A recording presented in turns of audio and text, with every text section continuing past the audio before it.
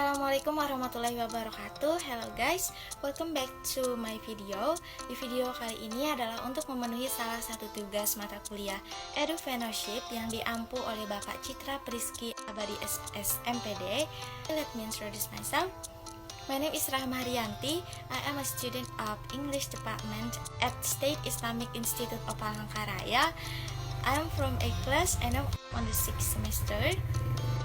The topic in this video is about Edufellowship, and I want to tell you first, in this video, maybe I will explain or talking to you using English and Bahasa in order to practice my English, and then to make you to be not boring when you are watching my video and listening me talking a lot, supaya penonton tidak bosan ketika menonton video saya. You will hear several questions and my answer about it. And let's go to the first question. What is Edufellowship actually? Sebenarnya apa itu Edufellowship? Nah, Edufellowship sendiri itu adalah gabungan dari dua kata. Yang pertama adalah education, dan yang kedua adalah entrepreneurship. Nah, education sendiri itu artinya pendidikan, kemudian entrepreneurship itu artinya kewirausahaan. Nah, jadi Edufellowship itu adalah kewirausahaan di bidang pendidikan dengan kemampuan yang kreatif, kemudian mampu menciptakan peluang yang inovatif, dan juga berani mengambil resiko untuk melangkah menyambut tantangan kehidupan. Nah, pendidikan yang sering dipahami itu adalah sebagai proses pendewasaan diri kita yang dipadukan dengan entrepreneur, yang dalam bahasa Perancis itu berarti petualang, kemudian pengambil resiko, dan juga pengusaha. Entrepreneur ini juga lebih dari sekedar pengusaha karena harus ada nilai lebih dan sesuatu yang berbeda di dalamnya. Jadi Edufellowship ini lebih banyak berorientasi pada profit yang banyak memberikan keuntungan finansial. Kemudian pertanyaan kedua, apakah dengan mengetahui dan mempraktekkan Edufellowship ini mampu menurunkan angka pengangguran? Kenapa? The answer is yes, of course it can.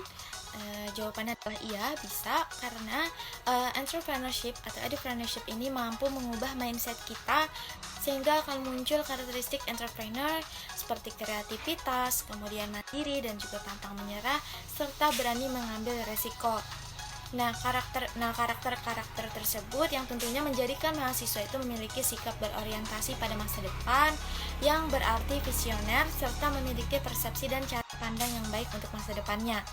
Nah, terlebih ketika kita sudah mengetahui apa serta bagaimana ilmu daripada Edufellowship ini sendiri, dan saat kita ingin mempraktikkan ilmu yang sudah kita dapat tersebut suatu hari, misalnya kita ingin mencari pekerjaan, kita bahkan bisa menciptakan lapangan pekerjaan atau kewirausahaan itu sendiri. Nah, menjadi seorang entrepreneur ini tidak semata-mata harus berwirausaha dengan cara berjualan. Kita juga dapat menjadi kreator pada industri kreatif yang lebih luas lapangan kerjanya. Ketika kita mengikut sertakan diri kita untuk ikut andil, baik itu dalam berwirausaha ataupun menciptakan lapangan pekerjaan, even hanya satu atau dua orang yang terjaring dalam pekerjaan yang kita ciptakan, itu pun sudah merupakan bentuk implementasi daripada Edufellowship itu sendiri, yang mana mampu menurunkan angka pengangguran untuk orang-orang di sekitar kita. Misalnya, itu bisa membantu menurunkan angka pengangguran. Nah, dan hal ini merupakan salah satu perilaku entrepreneur, yaitu bertindak sebagai agen perubahan. Let's move to the third question. Usaha atau bisnis apa yang sedang Anda jalankan sekarang? Jika belum ada, usaha atau bisnis apa yang akan Anda rencanakan? Untuk sekarang saya belum menjalankan ataupun melanjutkan usaha atau bisnis saya. Namun untuk kedepannya saya memiliki rencana, itu ada beberapa. Actually, I want to have a coffee shop, dan kebetulan juga saya punya satu kakak laki-laki yang mana dia juga tertarik about coffee, and now he has a small coffee shop. And ya, dia memulai itu dengan temannya juga yang of course sama-sama tertarik about the coffee. And then I want to try to learn more about the coffee and about how to be able to dare to build an own coffee shop, in which we know that there are also a lot of coffee shop in here or even a cafe, but I want to try it later, hopefully. And then sebelumnya saya juga pernah memiliki usaha online shop seperti hijab, kemudian juga baju, tote bag, kemudian yang berhubungan dengan mahasiswi.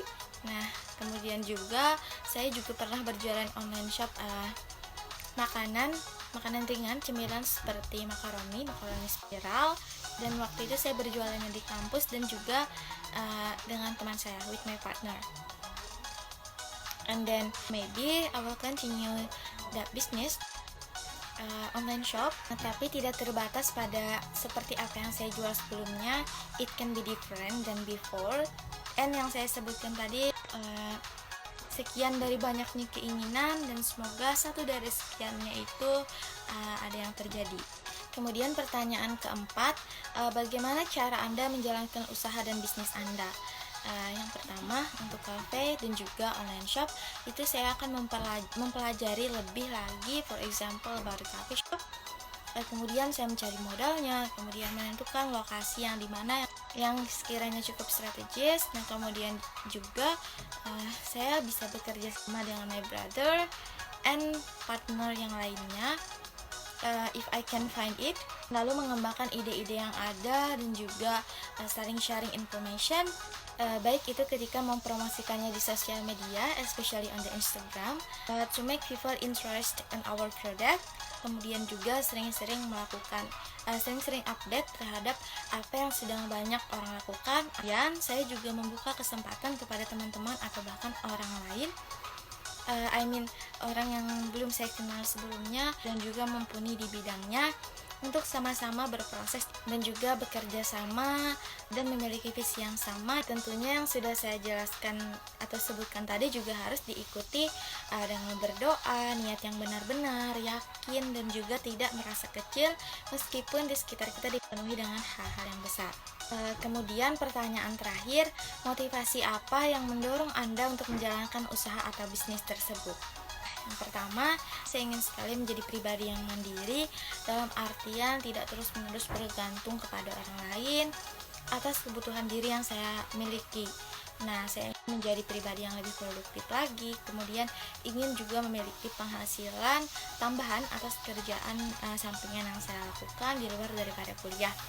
Nah, selain itu juga saya ingin menambah pengalaman, dan juga kalau berkesempatan saya ingin bersama-sama dengan yang lain menciptakan lapangan kerja jika usaha atau bisnis yang saya jalankan sudah bisa berkembang dengan baik, dan juga saya ingin berproses bersama-sama di dalamnya.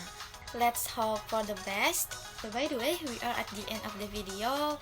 Thank you so much for watching my video until the end, and very sorry for my bad English.